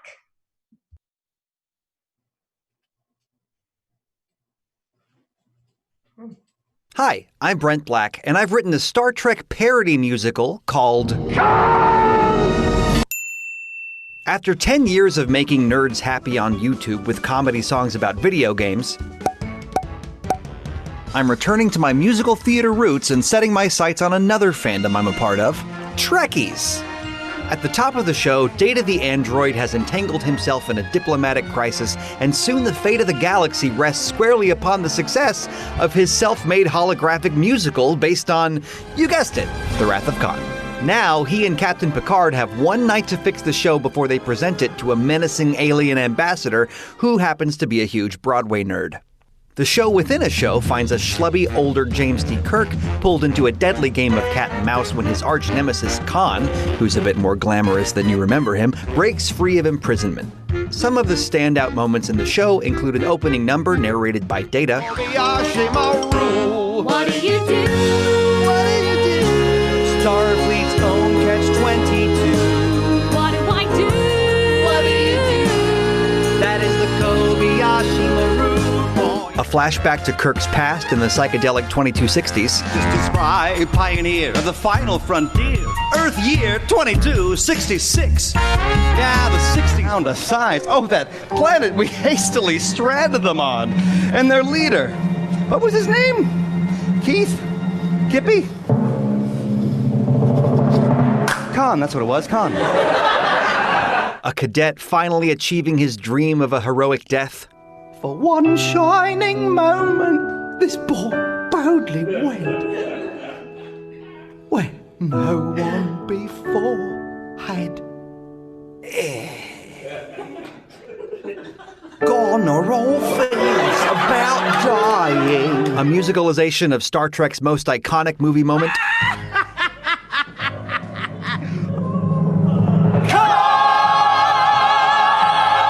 A chorus of mutant space chickens. A man who hates my guts and wants me dead. And a son who wouldn't even care if I were. Thank you. I'm so late in coming. And the bittersweet moment Spock sacrifices himself to save the ship. Jim, I have been and shall always be your friend. And as your friend, I have a thought. Live long and prosper, for I cannot. But don't worry, at the last minute, Data decides to reinstate his original upbeat version of the finale, reminding the audience of the fact that Spock wasn't dead for long. He died, but not for long. That's why. over the course of 3 readings, Khan has succeeded in making audiences literally laugh and cry, and now we're looking to take it to the next level. But first, some quick facts. It runs about 110 minutes over 2 acts. The cast accommodates a gender and race diverse group of at least 10, but it's expandable to over 30.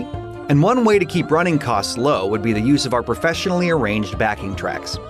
But why this and why now? Well, with the Star Trek film hiatus and mixed reception for its latest series, fans of this super iconic franchise are hungry for new content to feed that nostalgia. Star Trek conventions still comprise a multi-million-dollar industry, and it only takes a quick Google search to see that the cottage industry of fan-made merchandise is a booming business. Meanwhile, in the theater world, parody shows based on popular franchises are experiencing a bona fide golden age. And according to my market research, there is a surprising amount of crossover in the demographics of musical theater nerds and Star Trek nerds. According to a survey of 5,000 self-proclaimed Trekkies, a slim majority are women and their average age is about 40. Compare that to the Broadway League's numbers from 2018. Again, among Broadway theater goers, a slim majority are women and their average age is about 40. After 3 developmental readings, what this show needs is a chance to be developed on its feet. Today I'm asking for $25,000 to mount a 3-week workshop culminating in a minimalist production. My goal is to get as many eyes and ears on this thing as possible, and that could include anything from off-Broadway to Vegas to a movie theater Fathom event to a streaming Netflix movie and beyond. The time is right, the audience is built in, and it's designed to have broad appeal. With your help, I'm hoping to make this show live long and prosper. Thank you.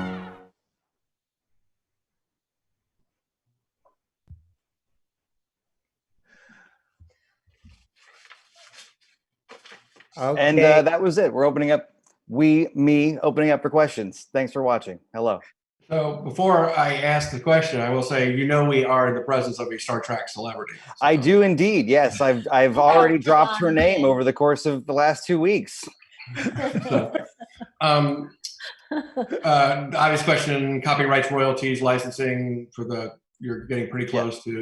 Great question. So I've got a 2-pronged approach to that. I'm in contact with as many people as I can find that are involved in these other parody shows of franchises owned by big movie and TV companies, asking how they did it.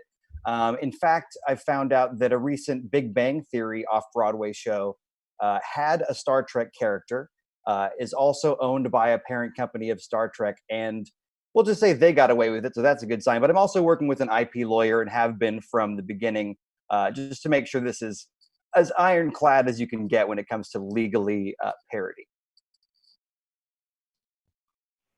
I liked it. I mean, I'm a huge Galaxy Quest fan, so I thought it was really, interesting to me. It was kind of like Galaxy Quest meets Rocky Horror Picture Show meets Khan in a weird way. Maybe that was just the Khan character. But I was wondering if you thought of going to somebody like Kirk Thatcher. I think he directed Khan the movie, but I know he did some stuff with Leonard Nimoy, and he's an old industrial light and magic guy, as somebody who would bring it to life as a musical, or that those old Star Trek directors from the Star Trek features, they could finesse the way to IP. Yeah, I haven't thought of that. I mean, at this point, I'm trying to get the show really good before, which it is pretty good, but I want to get it really good before any of the copyright holders really catch wind. I think sliding into home soon, but that's a good thought to get in touch with those people. So thank you. But where did you do the other workshops that you've got in your pitch footage? Where did all that happen, and what was the structure of that?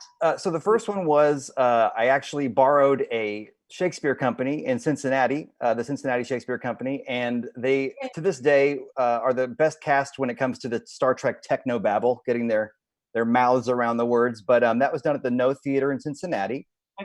In March. And then I did a 29-hour reading in New York. Unfortunately, I don't have any footage of that because of equity rules. And the third one that was the most fleshed out, the one with the costumes that you saw in the footage, was the Philadelphia Fringe Festival. Okay. Great presentation, by the way. It's really good. Thank you. Okay, Lori, you're on mute. I'll unmute you. Okay, you're live, Laura. There we go. Bren, great presentation. I really liked your style of presentation and felt like it really conveyed your tone really well. It was very funny. And while I was watching it, I had this burning question, which was, will the Trekkie audience cross over to Broadway? And you addressed that really briefly, but I didn't quite get it. And I was wondering if you could talk a little bit more about that. Well, that's a great question. I would open that up to ask, is it a Broadway show? Let's assume it is. If it is, Trekkies are, there's a common misconception that Trekkies are nerds that are men in their 20s or 30s, when in fact it does skew female. It does skew college educated. It does skew middle to upper class. And so while I don't know if it's, exactly hand in glove, I was sort of pleased to find out that the median age is around 40, and it, both the Broadway theater goer community and the self-proclaimed Trekkie community, according to a cohort of 5,000 people, at least in the survey, also skews similarly female.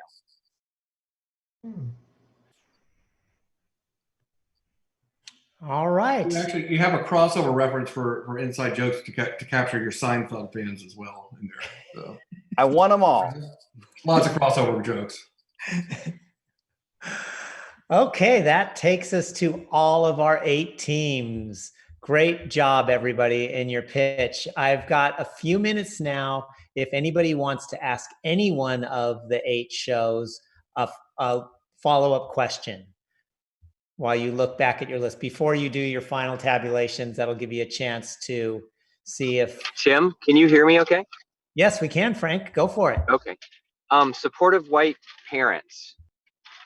Kind of walk me through again what you're looking for in your ask and the why of that. Yeah, feel free to jump in, Sam, Tony, or Frank, but I think we were hoping for to be connected to people who would really care about this, like a producer type figure, people who resonate with immigrant stories, Asian American, or who have parent issues too. And then we were hoping to do a workshop reading to develop the full length version, since currently it's 60 minutes. So we would love to put up a reading.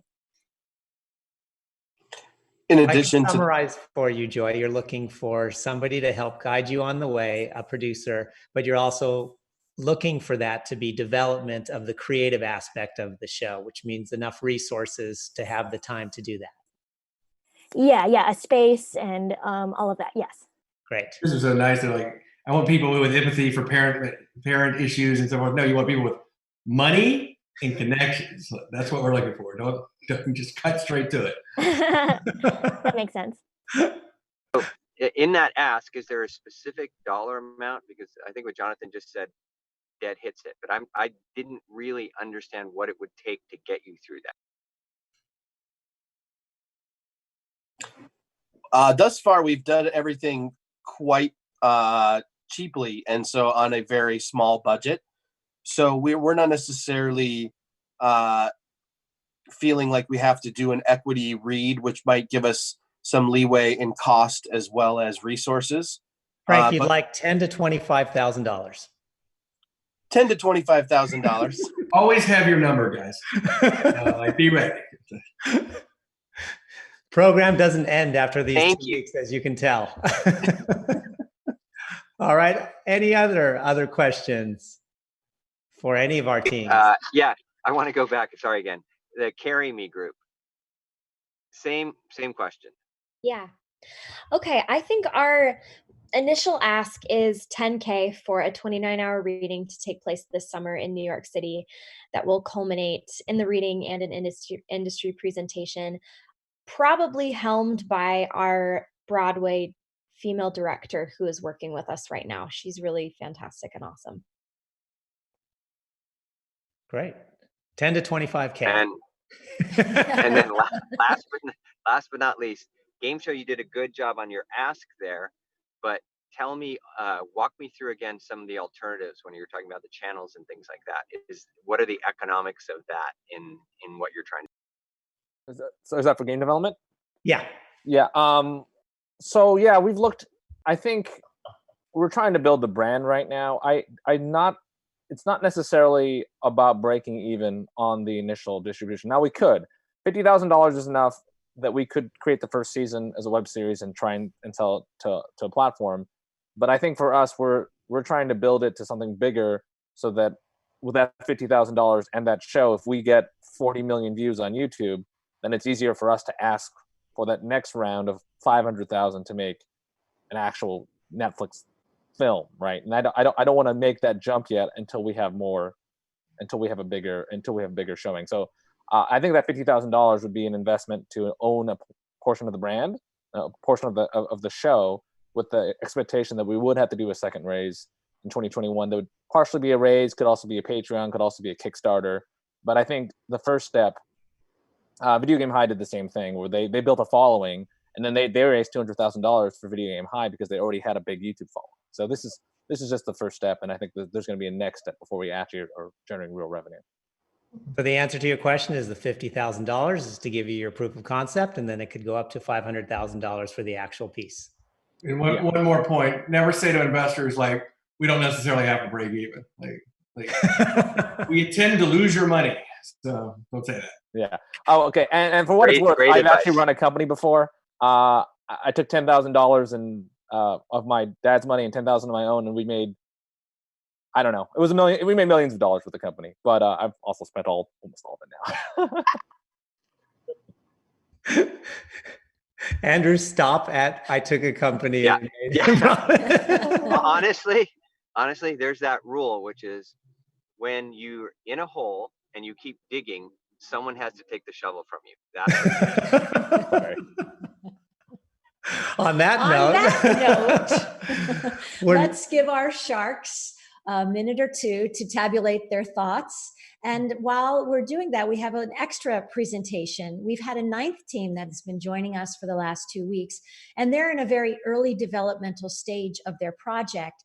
And instead of really being a full baked idea with a full script yet, they have a really interesting platform idea, a way of merging technology and theater. And I would like for them to present that to you. So here is Alyssa Landry and Kira Benzing.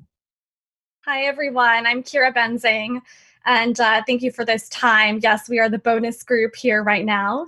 I am a director, and I have a specialty in virtual reality directing, and I'm the founder of Double I Studios in New York City. And my creative partner is Alyssa Landry. Hi, everyone.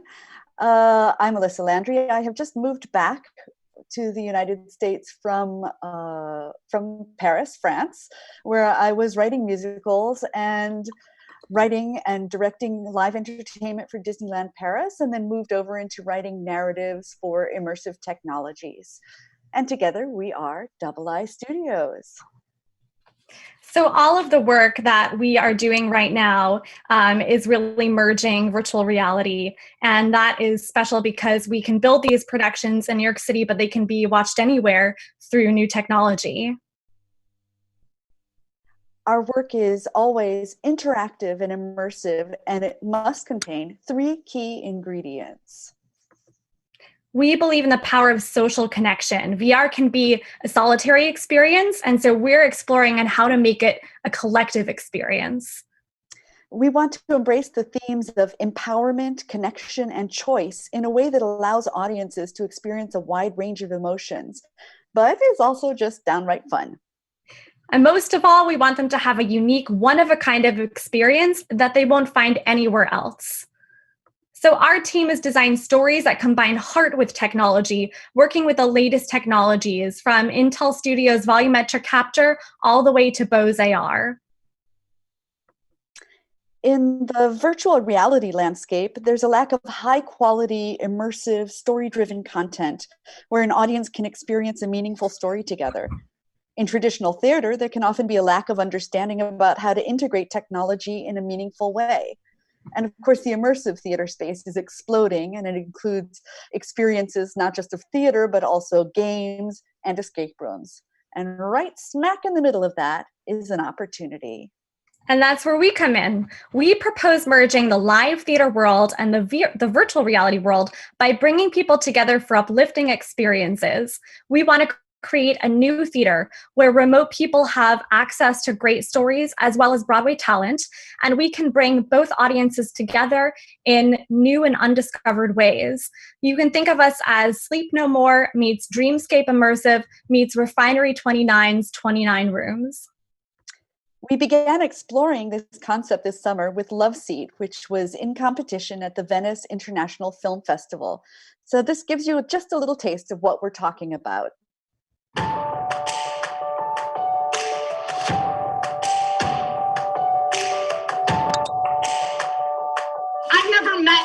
one like you, perfect partner. You're like an electric blanket plugged into the sun.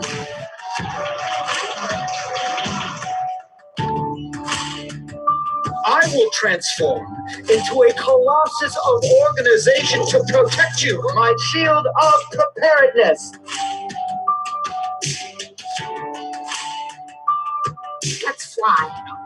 Don't fly the perfect partner of a portal to another dimension. Are you nuts?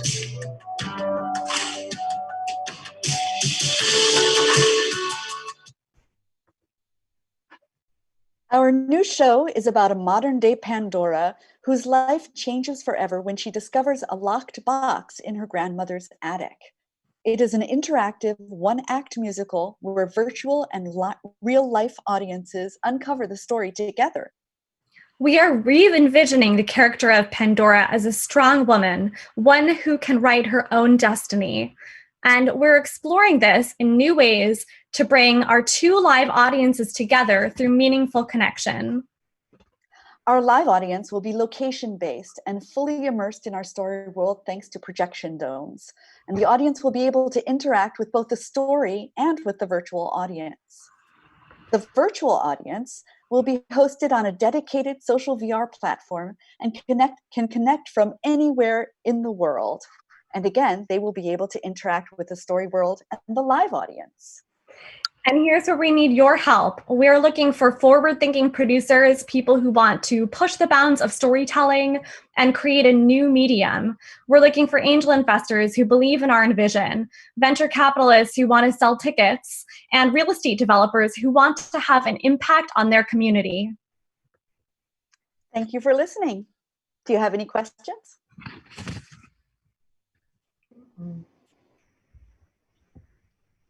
Any quick questions for Alyssa or Kira? We have time for about one question. All right, then we're going to dive right in. We have seen our presentations and our judges have tallied up their virtual dollar spend. And we'd love to hear from each of you. We're going to start in backwards order, and that means Laura, you are up first. Can you please tell us where you're going to spend your virtual dollar? Oh, sorry. Oh, Laura. Okay. No worries. Sorry. We unmuted you. Okay. Great, thank you. Yes, I have decided that I want to put my virtual dollar towards supportive white parents. And can you hear me okay? Yeah. We can hear you. You know, you can divide it up. You have that choice to. I want to give it all. I want to give it all. She wants to go She's all in. all in. All right. Fantastic. All right. Well, thank you, Laura. Actually, sorry. Go ahead, Laura. You were going to finish up. All right. Do we go into reasons why? Absolutely. Okay. Yeah, I really just thought the story had, and Joy herself had a quirky humor that I really identified with. And it felt like a story that is very relevant right now. It had so much humor. And I thought that their goal of getting to La Jolla or Berkeley is perfect. I think that there's a really big audience for it. And I'm excited to see it happen. All right. Excellent. Well, thank you so much, Laura. Next, we have Jonathan. This is going to be interesting. Why is that? Because I know you, Jonathan. Well, I can live up to it. All right. So I believe in the power of diversification, and it's the holidays. So, I was going to give money to support white parents, but you got so much in the first one that I'm gonna have to. Laura's going to take the load. Sherlock, I start off with. I did feel I thought it was a catchy trailer. I thought it built trends on current musicals. I liked the fact that it was data driven. It does seem and this is a 2-minute look. This seems the furthest along. One, sort of comment I'd have, and maybe this is a change in how you all are coaching or so forth. I felt like a lot of these presentations today were not sort of finished presentations. They were sort of performed live, and they were sort of bits and pieces and a lot of talking, which I think is nice. But you got 2 minutes to sort of to wow me in this case, and so I thought it just leaves the impression that some of these things are much more nascent and just need a little seed capital to move along. Whereas something like Sherlock looks like it's getting close to being ready for a fairly significant size investment. So that's 40 cents. I sort of put Game Developer, the musical, and Goldrush sort of into the same bucket. You're both sort of going to move down the same theme. I did one about like rights to Nintendo and some of the things you make fun of. But I just feel like it's the marketing I'm concerned is too niche in terms of the market size and the ability to really sort of get a return on capital. Because what I found is having a son who's a game geek, they don't do much besides play the games rather than watching the musicals and paying for them. So, but I'll give you 5 cents to sort of try to move your idea along. At first sight, I just don't think you guys are in the demographic. I don't know that you're quite gonna get it, but I'll give you 5 cents. And Tim, I want to especially note that I think Sandy Duncan looks great. So I see that she's doing well. Only Tim and I get that joke. Supportive white parents. I'm doing sort of the other side of this because I think that in this day and age, in this current environment of excessive political correctness, and you cannot offend me. I'm virtually a boomer. I'm a 50-something-year-old white male. Everyone makes fun of me. I'm not offended. But I think your theme is puts you into niche of a sort of fringe second city market and not sort of a mainstream market. So I'm not sure that, you're not Hamilton and Coco. Like, you're not sort of like this sort of ethnicity theme. It's sort of much more satirical. Like, I don't even know if you could make Book of Mormon these days because everybody just gets offended. So I hope I'm actually wrong about that. But as an investor, I would be cautious. Karimi, it's just early days. I think in your pitch, 5 cents to get some seed capital. I would sort of just say, when you think about like who wants to see your show, like those like people looking, are hungry for shows with mental health themes. Like, you don't open the New York Times and go, God, I really want to find a show about mental health themes. It's like, I want to find a great human story, right? It happens to be. And so in your pitch, don't like niche yourself down too much. Goldrush, I think tech startup. I think it was more broader based themes. That's 15 cents, which looks further along. Stupid Humans, or My Heart Says Go. Started early days again, 5 cents. The rapping's it's too fast for me, but that's, because I'm old. And then Con the Musical. As someone who lives so close to Disney World that I can hear the fireworks, I never underestimate how much people will pay for the Star Wars, Harry Potter, Star Trek franchises, and Trekkies are in the prime demographic of having discretionary income. I think your rights are going to be difficult, but and I don't think you can say, we're gonna, we'll get as close as we can, as ironclad as we get, and other people get away with it. It's like if you're basing the whole thing on 25 cents, so it has to be signed, sealed, Roddenberry estate, yada yada yada, for you to get that kind of money. But it'd be 25 cents, and that's should add up to $1. Excellent. Thank you, Jonathan. Next, we move to another dear friend and someone who has done this many times, Frank Kavanaugh. What are you going to do with your $1? Well, it's always hard to follow Jonathan because he addresses risk as part of his pitch. But I think he did a good job of kind of viewing things the same way I did, which is I thought Sherlock really looked crisp. This seemed more like a startup review than it did that I've seen in some of the other historical pitches. And that feeling, that's the only thing I'd say is I do feel like a lot of these could be tightened up and make a lot of progress. Now, that said, I'm going to kind of go the startup route. So Stupid Humans, 50, Karimi, 25, and Supportive White Parents, 25. Thank you so much. Excellent. And now we're moving on to Galen Hooks. Hi.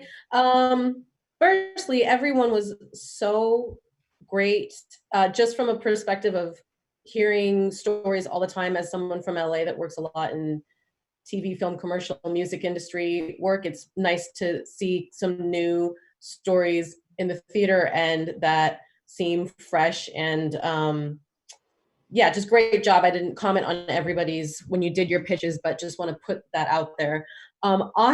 With that being said, I really enjoy stories that are appealing to new audiences and getting people in seats that typically wouldn't go see shows and have inclusive casts and just different perspectives. So I'm going to give my full dollar to game development.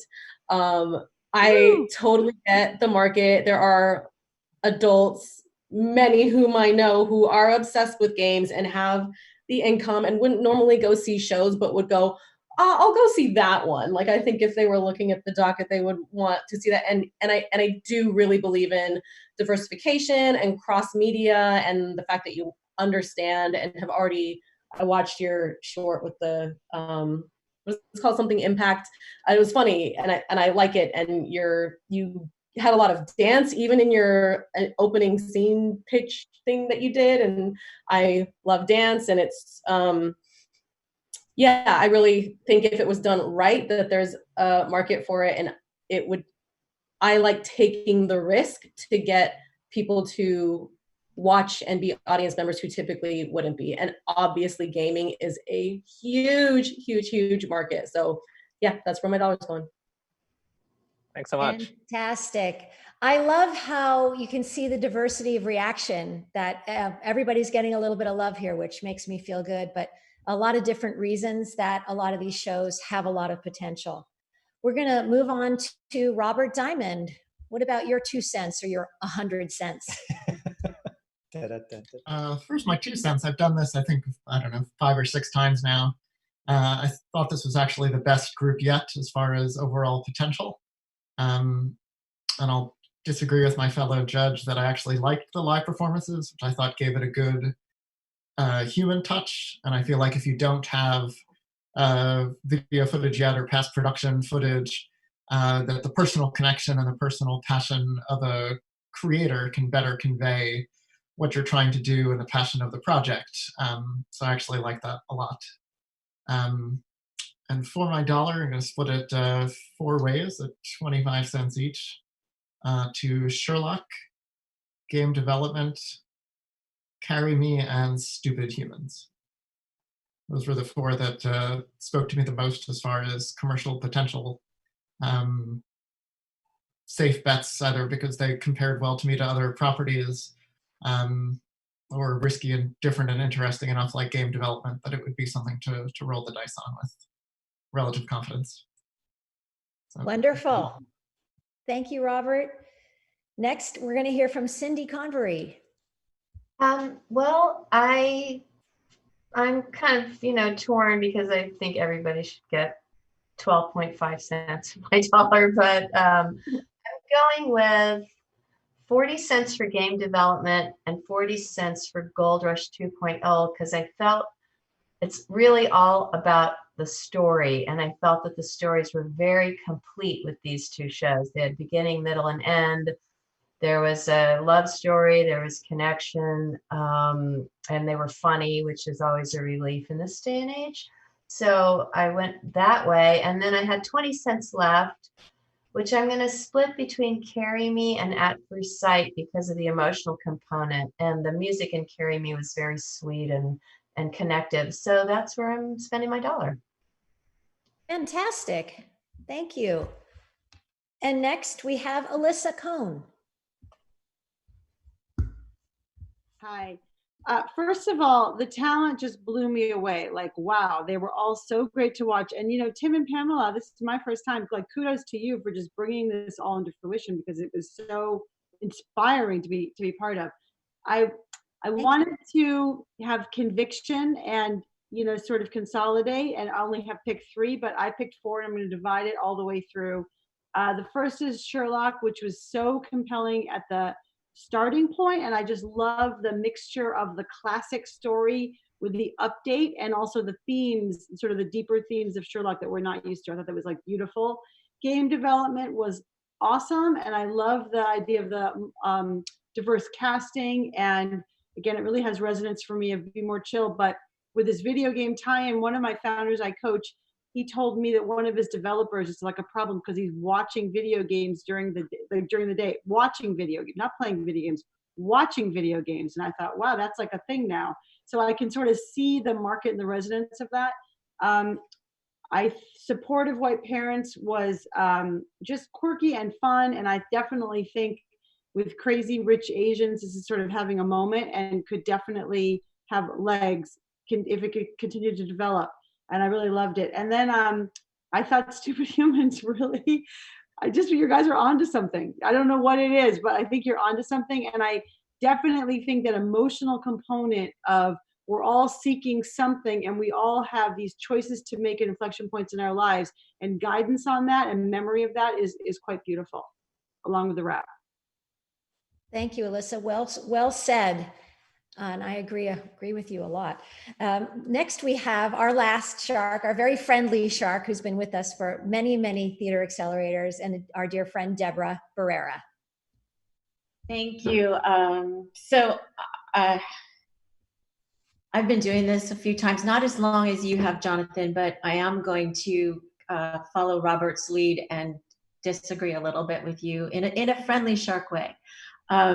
I thought this was by far the best presentations I've seen in the time that I've done this work with Tim and Pam, and I'm much more involved now than I have been in the past. And I also wanted to add, I see a lot of these kinds of presentations in a variety of forms, and for different reasons, each of you rose to the occasion in ways that I was so excited watching every single one of them. And you were all different, and I got to see who you were, but I also got to get to the story and the heart of what you were doing. So with that said, everybody gets something from me, because that's how I'm going to do it.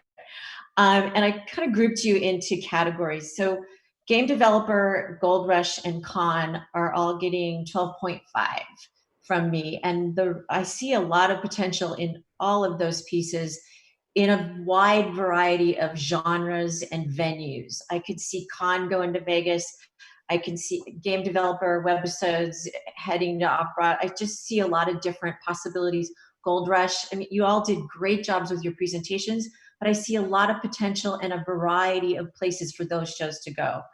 And I'm gonna jump up to My Heart Says Go.